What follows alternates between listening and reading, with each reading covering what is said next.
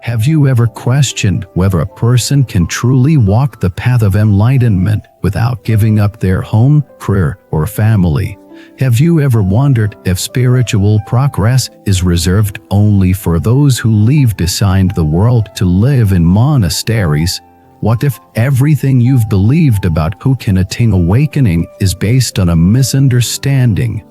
Welcome back to the channel. We're in for a deep and powerful discussion today, one that may shift your spiritual perspective permanently. Because the truth is this: the path to realization is not confined to ropes, rituals, or retreats.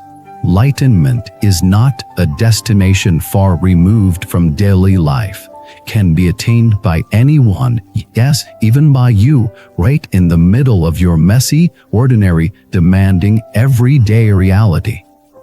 Let's begin by turning to the wisdom of the sixth patriarch of Zen, Attain, whose insights have transformed generations. His words were not just for monks, they were for mothers, fathers, workers, artists, merchants, and anyone with the heart to listen. In one of his most piercing lines, he said, "If your mind is at peace, what need is there for precepts? If your actions are upright, what need is there for meditation?" Let that settle for a moment. He wasn't dismissing discipline or meditation. He was lifting the veil on the real essence of spiritual transformation. The message is simple. True practice is about your mind and conduct, not the robes you wear, the chants you recite, or the temple you attend. It's about how you live in every moment. It's not about escaping life. It's about awakening through life.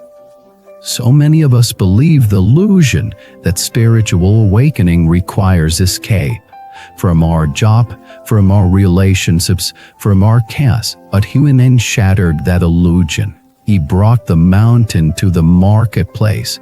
He taught that a lay person in the thick of life's demands could walk the path just as clearly, just as deeply as a monk. Consider the phrase again. If your mind is at peace, what need is there for precepts? Precepts are guidelines for behavior, but if your heart is already free from greed, hate, and delusion, then your actions will naturally align with those guidelines. You don't need to memorize rules when your heart is guided by wisdom. True reality is not external, it is a reflection of your inner clarity. And what about the second part? If your actions are upright, what need is there for meditation? Attain wasn't telling people to stop meditating. He was teaching that true meditation is not limited to the cushion. It's found in how you treat others. It's found in how you respond to stress. It's found in how you speak, how you think, how you choose patience over frustration, kindness over judgment. Let's look at a story. There was a factory worker named Lan. He worked 12 hours a day, 6 days a week. He didn't have time to attend temple services. He barely had energy at the end of the day. But he made a decision. He would treat every task as sacred. Every bolt he tightened, every piece of machinery he handled, he would do with full presence. He would treat his coworkers with kindness, even when they were difficult. And he would reflect on an impermanence during his lunch breaks. Over time, his coworkers noticed something different. He was calmer, more peaceful. One of them asked if he was religious, and smiled and said, "I just try to live with awareness." That is real meditation. That is real practice. A robe, a rituals, just living with mindfulness and compassion. This kind of transformation is not theoretical.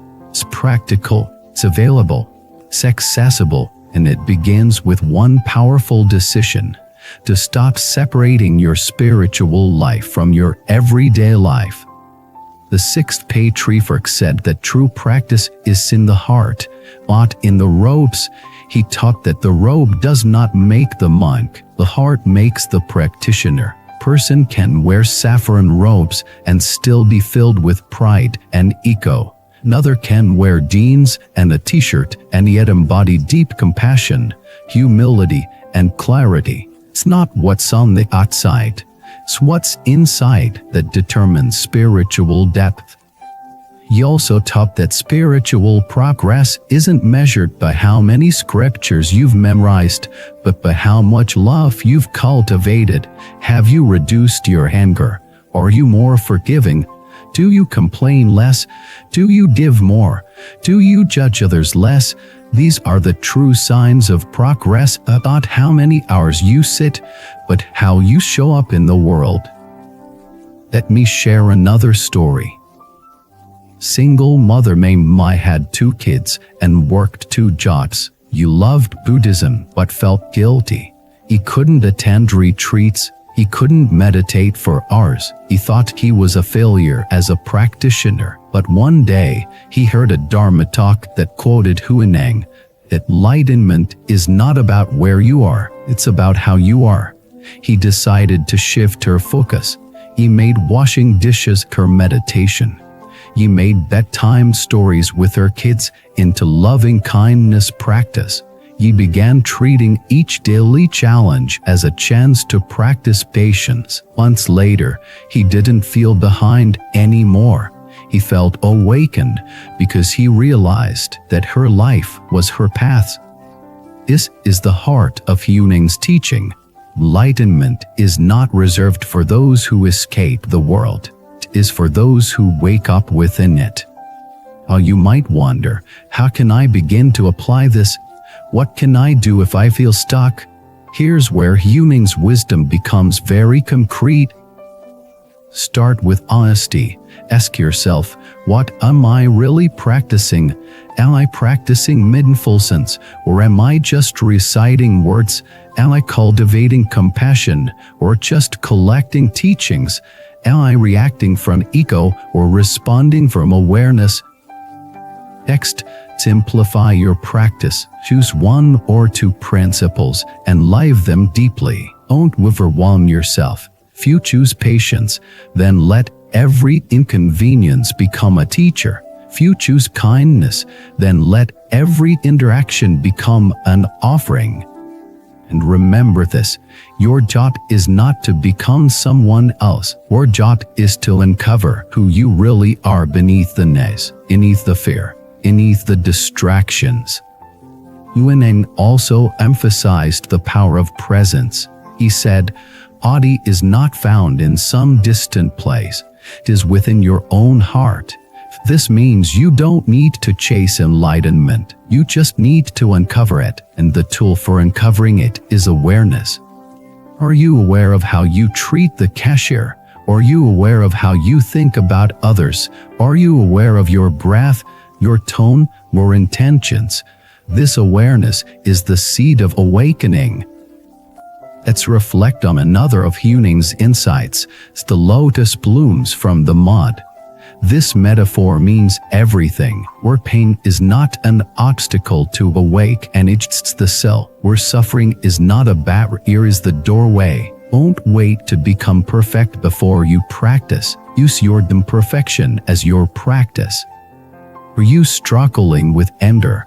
Let that be your training ground. Are you stuck in grief? Let that be your temple. Are you overwhelmed by life?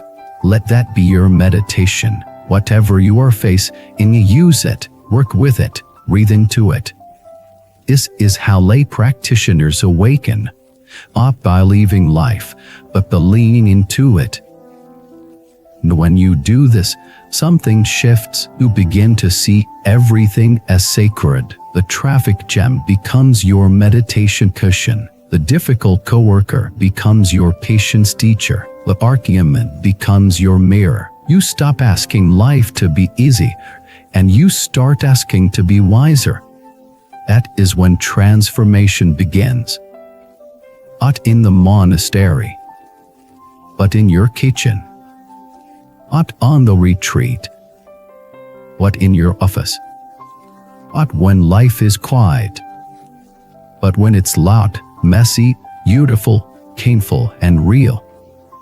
the sixth patriarch gave us this gift, the courage to stop waiting and start living as awakened beings. Wait here, wait now.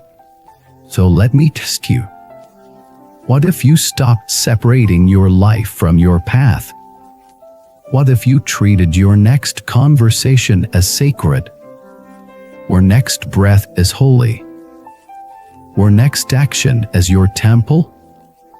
You don't need to leave your life to find freedom. You need to meet your life with awareness, love, and humility. Then the ordinary becomes extraordinary. And then you realize you are never far from the path. You are always standing on it. Thank you for watching this video.